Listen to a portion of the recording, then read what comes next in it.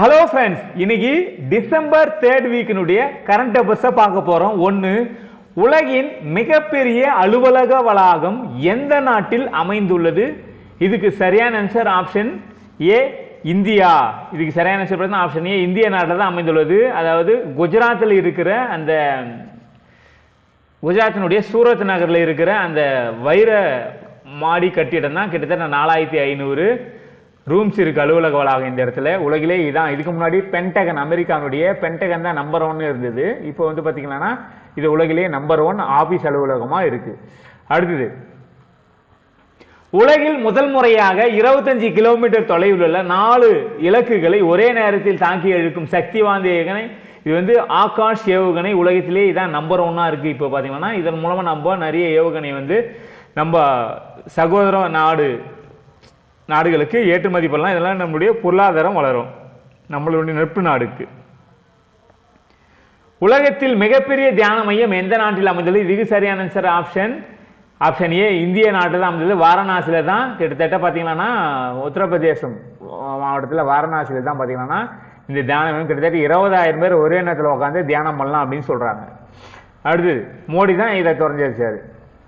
வின்பாக்ஸ் 2023 என்பது எந்த இரு நாடுகளுக்கு இடையேயான ராணுவ கூட்டு பயிற்சி? இதுக்கு சரியான ஆப்ஷன் பி, இந்தியா வியட்நாமுக்கு இடையேயான ராணுவ கூட்டு பயிற்சி தான் வின்பாக்ஸ்.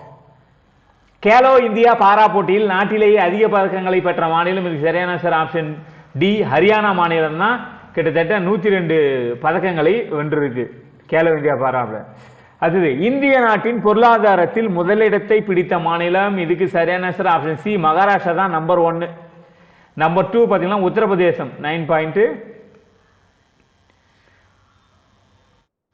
அடுத்தது நம்பர் 1 15%. இது நம்பர் 3 வந்து தமிழ்நாடு 9.2. அடுத்தது, எழுத்தாளர் தேவி பாரதிக்கு எந்த நாவலுக்காக சாகித்ய அகாதமி விருது வழங்கப்பட்டுள்ளது? சரியான ஆன்சர் ஆப்ஷன் சி வந்து நீர்வழிப்படுவோம். இதுக்கு தான் அவருக்கு வந்து கொடுத்திருக்காங்க இந்த நூலுக்காக. அடுத்து 2023ஆம் ஆண்டினுடைய அர்ஜுனா விருது பெற்றவர்கள். Option A Mohammed Salim, option B Vaishali. இவர் வந்து கிரிக்கெட் வீரர், இவங்க வந்து செஸ் வீரருங்க. பிரஜானனுடைய சிஸ்டர் தான் இவங்க. அடுத்து 9வது, 2023ஆம் ஆண்டு துரோணாச்சாரிய விருது இவங்க 4 பேருமே option A, B, C, D 4 பேருக்குமே இந்த துரோணாச்சாரிய விருது கொடுத்திருக்காங்க. லலித்குமார் மல்யுத்தம், ஆர்.பி. ரமேஷ் வந்து செஸ், விவேந்திரா ஹாக்கி, அடுத்தது கணேஷ் பிரபாகர் மல்லர் கம்பம். அடுத்தது, ஐக்கிய நாடுகள் சபை 2024ஆம் ஆண்டை எந்த நாடாக அறிவித்துள்ளது? சரியான ஆன்சர் பார்த்தீங்கன்னா எந்த ஆண்டு? ஆப்ஷன் டி வந்து ஒட்டக ஆண்டாக அறிவித்துள்ளது. அடுத்தது,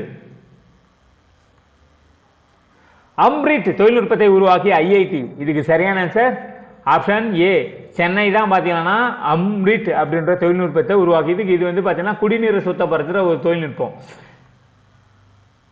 அது நாட்டிலேயே முதல் முறையாக ஒரு வருடத்தில் 100 மில்லியன் பயணிகளை ஏற்றிச் செல்லும் இந்திய ஏர்லைன். இதுக்கு சரியான ஆன்சர் ஆப்ஷன் சி பார்த்தீங்கன்னா இண்டிகோ ஏர்லைன் தான். ஆப்ஷன் சி இண்டிகோ ஏர்லைன் தான் பார்த்தீங்கன்னா இந்த சாதனை புரிஞ்சிருக்கு. இந்தியாவை சேர்ந்த ஒரு ஏர்லைன்.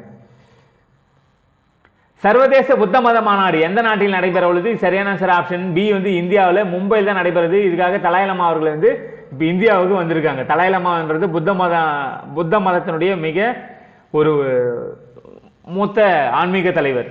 சர்வதேச ஊழல் எதிர்ப்பு சாம்பியன் என்று அமெரிக்காவால் அங்கீகரிக்கப்பட்ட இந்தியர். ஆப்ஷன் டி வந்து நிக்கில் டே. இவர் தான் வந்து பார்த்தீங்கன்னா டிசம்பர் 9ஆம் தேதி சர்வதேச ஊழல் எதிர்ப்பு தினத்தினு அமெரிக்காவால் பரிந்துரைக்கப்பட்ட அந்த விருதுக்கு பரிந்துரைக்கப்பட்ட ஒரு இந்தியர் நிக்கில் டே.